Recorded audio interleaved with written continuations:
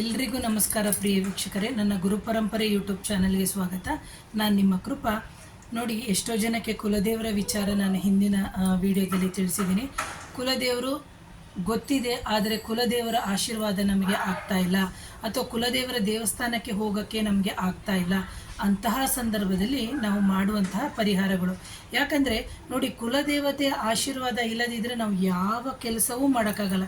ನಾನು ಕಳೆದ ವಿಡಿಯೋದಲ್ಲಿ ಹೇಳಿದೆ, ಮದುವೆ ಆಗಲಿ, ಒಂದು ಮಕ್ಕಳ ವಿಚಾರವಾಗಲಿ, ಒಂದು ಚೌಲ ಕೊಡೋದಾಗಲಿ, ಅಥವಾ ಒಂದು ಉಪನಯನ ಆಗಲಿ, ಅಥವಾ ಒಂದು ವಿದ್ಯಾಭ್ಯಾಸದ ಪ್ರಗತಿಗಾಗಲಿ, ಅಥವಾ ಹೈಯರ್ ಎಜುಕೇಷನ್ಗಾಗಲಿ ಯಾವುದೇ ಕೆಲಸಗಳು ಆಗದೇ ಇಲ್ಲ. ಅಥವಾ ಒಂದು ಸೀಮಂತ ಮಾಡಬೇಕು ಅಂತ ಇರ್ತಾರೆ, ಅಷ್ಟರೊಳಗಡೆ ಏನೋ ತೊಂದರೆಗಳು ಬರೋದು, ಸೀಮಂತನೇ ಆಗೋದಿಲ್ಲ. ಅಂದರೆ ಪ್ರತಿಯೊಂದು ಕೆಲಸದಲ್ಲೂ ಅಡೆತಡೆಗಳಾಗಿರುತ್ತೆ.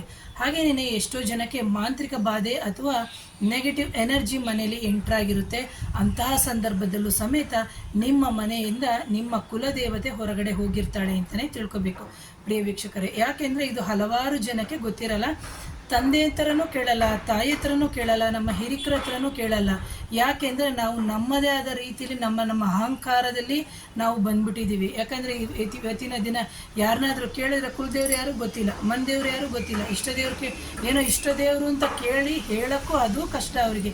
ಯಾಕಂದರೆ ಅಯ್ಯೋ ಮೇಡಮ್, ನಮಗೆ ಟೈಮೇ ಇಲ್ಲ, ಇದಕ್ಕೆಲ್ಲ ನಾವು ಹೋಗಬೇಕಾ ಮಾಡಬೇಕಾ ಅಂತ, ಅಯ್ಯೋ ಸದ್ಯ ಹೊಟ್ಟೆಪಾಡಾದರೆ ಸಾಕು ಅಂತ. ಖಂಡಿತವಾಗ್ಲೂ ಹೊಟ್ಟೆಪಾಡಿಗೂ ಬೇಕು. ಆದರೆ ಈ ನಮ್ಮ ದೇಹ, ಈ ಭೌತಿಕ ದೇಹ ಬರೋಕ್ಕಿಂತ ಮುಂಚೆ ಸೂಕ್ಷ್ಮ ರೂಪದಲ್ಲಿ ಈ ಭೂಮಿಗೆ ಯಾವ ರೂಪದಲ್ಲಿ ಬಂದಿರುತ್ತೋ ಅದೇ ಥರದಲ್ಲಿ ನಮ್ಮ ಇರುವಿಕೆಗೆ ನಮ್ಮ ತಂದೆ ತಾಯಿಗಳು ಯಾವ ರೀತಿ ಕಾರಣನೋ ಅದೇ ಥರ ಈ ಪ್ರಕೃತಿಯಲ್ಲಿ ನಮಗೆ ದೈವಶಕ್ತಿಯು, ದೈವಾತ್ಮವು, ದೈವಗಳು ಅಥವಾ ದೇವರುಗಳು ಅವರ ಅರಿವಿಕೆಯೂ ಖಂಡಿತವಾಗಲೂ ಇದೆ ಪ್ರಿಯ ವೀಕ್ಷಕರೇ. ಯಾವುದೇ ಶುಭ ಕಾರ್ಯಗಳನ್ನು ಮಾಡೋದಕ್ಕಿಂತ ಮುಂಚೆ ನಿಮ್ಮ ಕುಲದೇವರ ಮೊರೆ ಹೋಗಲೇಬೇಕು ಪ್ರಿಯ ವೀಕ್ಷಕರೇ. ಹೋಗಿಲ್ಲ ಅಂದಾಗ ಅದರಿಂದ ಹಲವಾರು ತೊಡಕುಗಳಾಗುತ್ತೆ. ಈಗ ನೋಡಿ, ಕುಲದೇವರು ಗೊತ್ತಿದೆ, ಆದರೆ ಕುಲದೇವರ ಆಶೀರ್ವಾದ ನಮ್ಮ ಮನೆಯಲ್ಲೇ ಇಲ್ಲ, ಅಥವಾ ನಮ್ಮ ಕುಲದೇವರು ಬಂದಿದ್ದಾರೆ ಅಥವಾ ನಮ್ಮ ಮನೆ ಒಳಗಡೆ ಬರ್ತಾ ಇಲ್ಲ. ಅದು ಕೆಲವೊಂದೊಂದು ಜನಕ್ಕೆ ಗೊತ್ತಾಗುತ್ತೆ. ಕುಲದೇವರು ಬಂದಿದ್ದಾರೆ ಗೊತ್ತಾಗ್ತಿಲ್ಲ, ಅಂದರೆ ಕನಸಲ್ಲಿ ಬರ್ತಾ ಇದ್ದಾಳೆ, ಆದರೆ ಶುಭ ಕಾರ್ಯಗಳು ಆಗಲ್ಲ, ಯಾಕೆ ಅಂತಂತ. ಆನಂತರ ನಾವು ನೋಡಿ, ಈಗ ನೀವು ಮನೆಗೆ ಯಾರೋ ಒಬ್ಬರು ನೆಂಟರು ಬರ್ತಾರೆ. ಈಗ ನಾನೇ ನಿಮ್ಮ ಮನೆಗೆ ಬಂದೆ ಅಂತ ಅಂದ್ಕೊಳ್ಳಿ, ನೀವು ಕರೆಯದೇ ಇದ್ದರೆ ನಾನು ಹೇಗೆ ಮನೆ ಒಳಗಡೆ ಬರೋಕ್ಕೆ ಸಾಧ್ಯ? ಒಂದು ನಿಮಿಷ ಯೋಚನೆ ಮಾಡಿ. ಅದೇ ಥರನೇ ಕುಲದೇವ್ರನ್ನ ನಾವು ಕರೆಯೋದೇ ಇಲ್ಲ, ನಾವು ನೆನಪಿಸ್ಕೊಳ್ಳೋದೇ ಇಲ್ಲ, ಅವಳಿಗೊಂದು ನೈವೇದ್ಯ ಇಡಲ್ಲ, ಒಂದು ಪ್ರೀತಿಯ ಕೊಡಲ್ಲ, ಏನಿಲ್ಲ. ಈಗ ಎಕ್ಸಾಂಪಲ್ ಆಗಿ ನಾನೇ ನಿಮ್ಮ ಮನೆಗೆ ಬಂದೆ ಅಂತಲೇ ಅಂದ್ಕೊಳ್ಳಿ, ನೀವು ಬನ್ನಿ ಅಂತಲೂ ಕರೆಯಲ್ಲ. ಅಕಸ್ಮಾತ್ ಬಂದೆ ಅಂತಲೇ ಅಂದ್ಕೊಳ್ಳಿ, ಬಂದ ಮೇಲೆ ನೀವು ಒಂದು ಕುಡಿಯೋಕೆ ಒಂದು ಲೋಟ ನೀರು ಕೊಡಲ್ಲ, ಅಥವಾ ಮೇಡಮ್ ತೊಗೊಳ್ಳಿ ಒಂದು ಸಿಹಿನೋ ಒಂದು ಏನೂ ಕೊಡಲ್ಲ ಅಂತಲೇ ಅಂದ್ಕೊಳ್ಳಿ. ಎಷ್ಟೋ ಜನ ಹಾಗೇ ಕಳಿಸ್ಬಿಡೋರು ಇದ್ದಾರೆ. ದಯವಿಟ್ಟು ಅವೆಲ್ಲ ತಪ್ಪು. ದಯವಿಟ್ಟು ಮನೆಗೆ ಯಾರೇ ಬರಲಿ, ನಮ್ಮ ಸನಾತನ ಧರ್ಮದಲ್ಲಿ, ನಮ್ಮ ಸಂಪ್ರದಾಯದಲ್ಲಿ ಏನು ಹೇಳಿದ್ದಾರೆ ಅಂದರೆ ಅತಿಥಿ ದೇವೋ ಭವ ಅಂತ. ಯಾವ ಅತಿಥಿ ದೈವದ ರೂಪದಲ್ಲಿ ಅಥವಾ ದೇವರ ರೂಪದಲ್ಲಿ ಬರ್ತಾರೆ ಅದು ಖಂಡಿತವಾಗ್ಲೂ ನಮಗೆ ಗೊತ್ತಿರಲ್ಲ. ಅದೇ ಥರ ಪ್ರಕೃತಿಯಲ್ಲಿ ಇರುವಂತಹ ಶಕ್ತಿಗಳಾಗಿರ್ಬೋದು, ಪ್ರಾಣಿಗಳ ಇರುವಿಕೆಗಳಾಗಿರ್ಬೋದು, ನಮಗೆ ಅದು ಸೂಕ್ಷ್ಮವಾಗಿ ತೋರಿಸ್ತಾ ಇರ್ತಾರೆ, ಆದರೆ ನಾವು ಅದನ್ನು ಅರ್ಥನೇ ಮಾಡ್ಕೊಳ್ಳಲ್ಲ.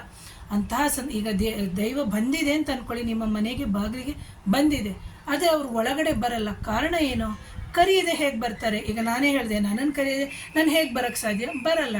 ಅದೇ ಥರನೇ ನೀವು ನಿಮ್ಮ ಕುಲದೇವರಿಗೆ ಇಷ್ಟವಾಗಿರುವಂತಹ ಏನು ತುಪ್ಪದ ದೀಪ, ಆರತಿ ಅವೆಲ್ಲವನ್ನು ನೀವೇನೇನು ಮಾಡ್ತಾ ಇದ್ದೀರಿ ಮಾಡಿ. ಆದರೆ ನಿಮ್ಮ ಕುಲದೇವರು ಮನೆ ಒಳಗಡೆ ಬರದೇ ಇದ್ದಾಗ ನೀವು ಮಾಡುವಂತಹ ಪರಿಹಾರ ಇಷ್ಟೇನೆ. ಏನು ಅಂತಂದರೆ, ಇದನ್ನು ವರ್ಷಕ್ಕೆ ಒಮ್ಮೆ ಆದರೂ ಮಾಡಿ ನೋಡಿ. ಎಷ್ಟೋ ಜನ ಕುಲದೇವರಿಗೆ ಹೋಗಿ ಬರ್ತಾರೆ, ಒಳ್ಳೆಯದಾಗುತ್ತೆ, ಅದು ತುಂಬ ಸಂತೋಷ. ಇನ್ನು ಕೆಲವರು ಕುಲದೇವರು ಹೋಗೋದೇ ಇಲ್ಲ, ಏನು ಲಕ್ಷಾಂತರ ರೂಪಾಯಿ ಸಂಬಳ ತಗೋತಾರೆ, ಕಾರ್ ಇರುತ್ತೆ, ಮನೆ ಇರುತ್ತೆ, ಎಲ್ಲ ಇರುತ್ತೆ, ಎಲ್ಲ ಕಡೆ ಸುತ್ತುತ್ತಾರೆ. ಕುಲದೇವರಿಗೆ ಹೋಗೋಕ್ಕೆ ಅವರಿಗೆ ಸಮಯನೇ ಇಲ್ಲ. ಕೇಳಿದ್ರಿಲ್ಲ, ಅಯ್ಯೋ ನಾವು ಬ್ಯುಸಿ ಅಂತ. 6 ತಿಂಗಳಿಗಾದರೂ ಹೋಗಿ, ಅಥವಾ ವರ್ಷಕ್ಕೊಮ್ಮೆ ಆದರೂ ಹೋಗಿ ಕುಲದೇವರಿಗೆ.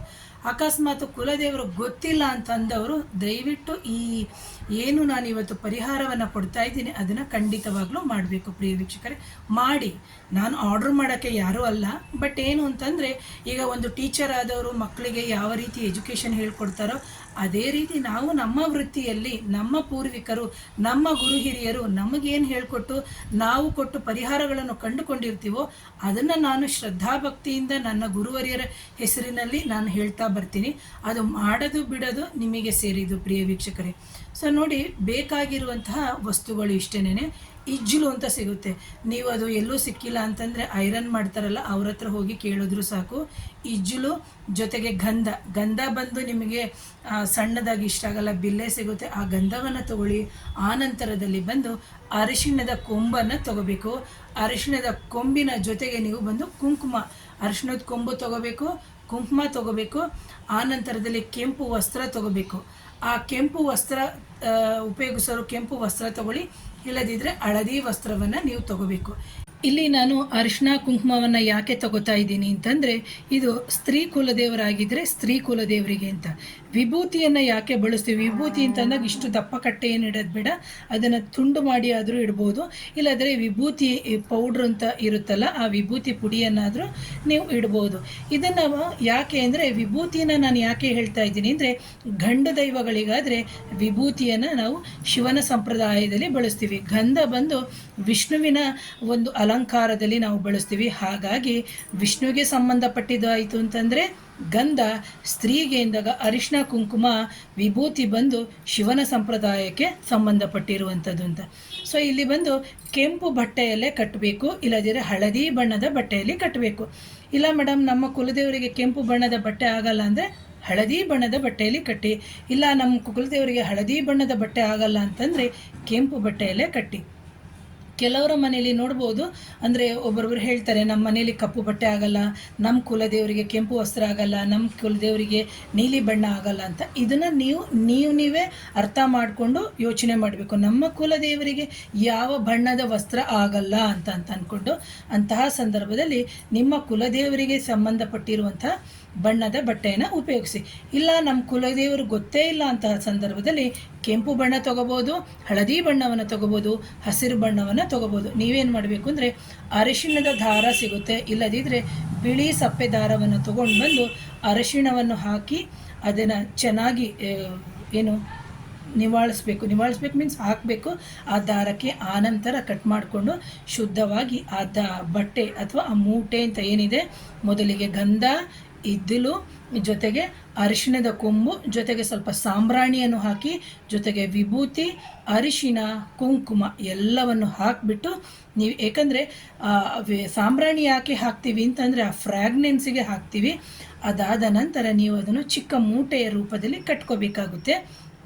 ಅದನ್ನು ಕ್ಲೀನಾಗಿ ಕಟ್ಟಿದ ನಂತರ ನೀವೇನು ಮಾಡಬೇಕು, ನಿಮ್ಮ ಮನೆಯ ಒಳಬಾಗಿಲು ಅಥವಾ ಮುಖ್ಯ ದ್ವಾರದ ಒಳಬಾಗಿಲು ಅಂತ ಏನಿದೆ ಆ ಬಾಗಿಲಲ್ಲಿ ನೀವು ಕಟ್ಟುತ್ತಾ ಹೋಗಬೇಕು.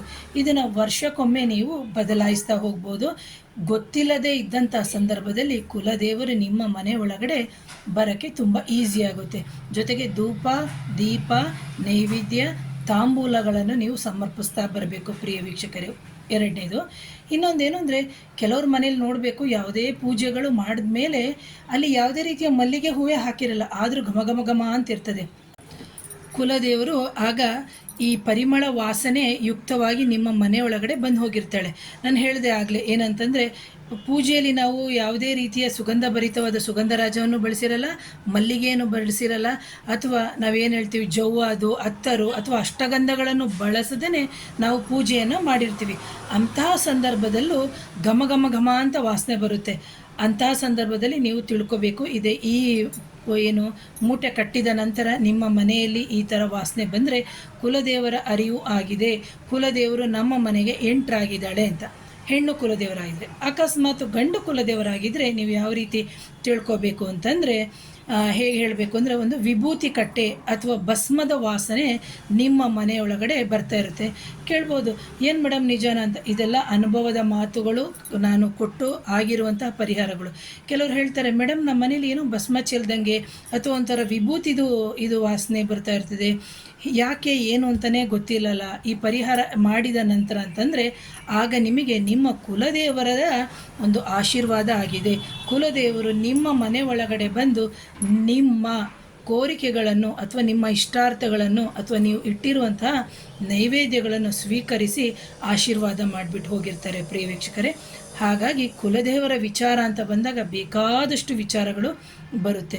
ಹಾಗಾಗಿ ಯಾರಾದರೂ ನನ್ನ ಚಾನಲ್ನ ಮೊದಲನೇ ಬಾರಿಗೆ ನೋಡ್ತಿದ್ರೆ ದಯವಿಟ್ಟು ಚಾನಲ್ನ ಸಬ್ಸ್ಕ್ರೈಬ್ ಮಾಡಿ, ಶೇರ್ ಮಾಡಿ, ಕಮೆಂಟ್ ಮಾಡಿ, ಆಮೇಲೆ ಬೆಲ್ ಬಟನ್ ಪ್ರೆಸ್ ಮಾಡಿ. ನಾನು ಕಳಿಸುವಂತಹ ಎಲ್ಲ ವಿಡಿಯೋಗಳು ನಿಮಗೆ ನೋಟಿಫಿಕೇಷನ್ ಆನ್ ಮಾಡಿದ್ರೆ ಪರ್ಸನಲ್ ಆಗಿ ಬರುತ್ತೆ. So once again thank you.